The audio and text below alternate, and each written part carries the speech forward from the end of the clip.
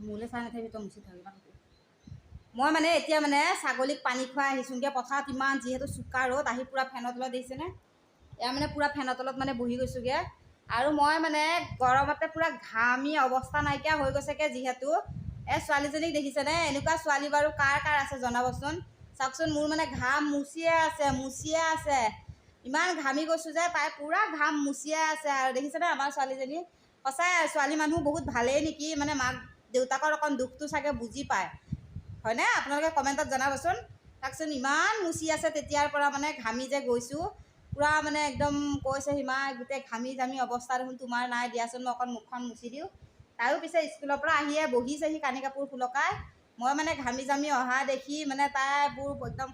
সহ্য কৰিব পৰা নাই আৰু মোৰ চাদৰৰ আঁচলখন লৈয়ে এয়া পিঠি মুখ যি যত ঘামি আছে পূৰা মুচি আছে আৰু দেখিছে এনেকুৱা ছোৱালী এজনী ইমান ভাল ছোৱালী এজনী আমাৰ মানে ভগৱানে আমাক দিছে হে ভগৱান তুমি যে এনেকুৱা ছোৱালী এজনী আমাক দিছা কোটি কোটি ধন্যবাদ জনাইছোঁ তোমাক আপোনালোকৰ লগতো আপোনালোকৰ এনেকুৱা মাকক মৰম কৰা ছোৱালী আছেনে নাই কমেণ্টত জনাবচোন